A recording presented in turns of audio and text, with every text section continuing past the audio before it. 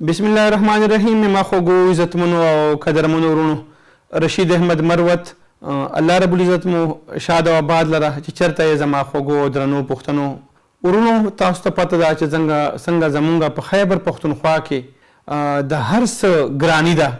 که دلته ټماټر دي او کالوګان دي، هر څه ګران دي، خو که دلته یو ارزاني ده د انسان وینه ډېره ارزانه شوې ده. نن سبا زمونږ پښتنو کې په کور باندې په چم او په هر ګاونډ او هر کلي کې دشمنۍ او بدۍ دي. دې دپاره زمونږ پوره پښتونخوا کې یو سوله تحریک شروع کړی دی او دې سوله تحریک دپاره مونږ یو پښتونخوا قومي جرګه هم جوړه کړې ده چې دې کې مونږ سره مختلفو اضلاعو کې هغه سپینګیري او هغه سپېڅلي پښتانه الحمدلله مونږ سره په دې کې شامل دي چې هغه ریټایرډ بیوروکریټ هم شته پکې او هغې کې ریټایرډ ججان هغه هم شته پکې، ریټایرډ استادان هم شته پکې او اوس په دې موقع باندې چې کوم سرکاري خلک هغه هم شته مونږ سره او سپېڅلي مشران او سالسان هم شته مونږ سره پکې. نو مونږ کوشش دا ده چې مونږ د پښتونخوا قومي جرګه چې کومه ده دا صوبې ګوټ ته ورسو. نو دې کې ورونو مونږ ته پوره خیبر پښتونخوا نه تاسو غوندې ښکلي مشران پکار دي. که تاسو چېرته معلوم وي چې دلته په دې صلح مصالحات کې چا ډېر زیات ایکسپرټیز وي او په دې کې روغه جوړه کوي شي، نو مونږ ته هر ضلع نه، هر تحصیل نه، هر یونین کونسل نه او هر معلت نه تکړه سالسان پکار دي، سپینګري مونږ ته پکار دي، تکړه بیوروکریټ پکار دي، ریټایر ججان پکار دي چې مونږ سره په دې پښتونخوا کې کوم د دشمنۍ او بدۍ د دې اور مړولو پاره کې مونږ سره هغه وکړي. په زرګونو بدۍ دي، تربګنۍ دي، دلته منشیات ډېر زیات عام ده.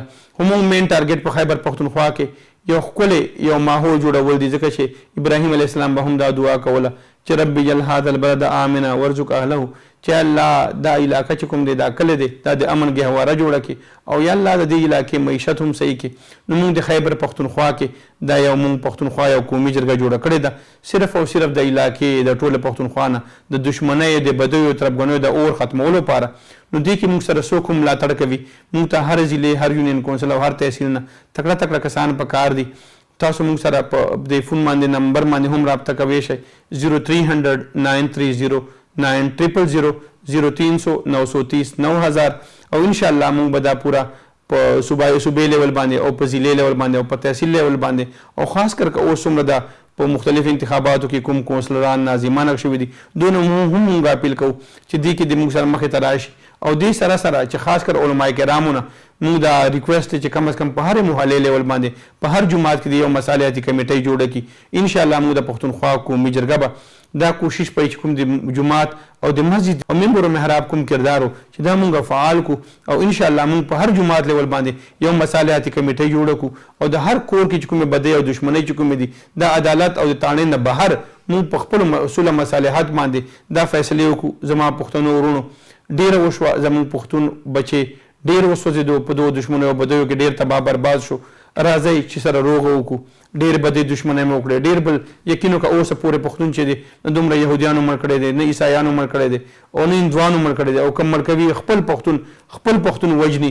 راځئ چې د ټوپک او د کلاشینکوف کلچر خلاف موږ جهاد شروع کړو، پښتون سره ملاو شو، یو خوږ پیغمبر امت یو مسلمان یو پلار بچیو سره.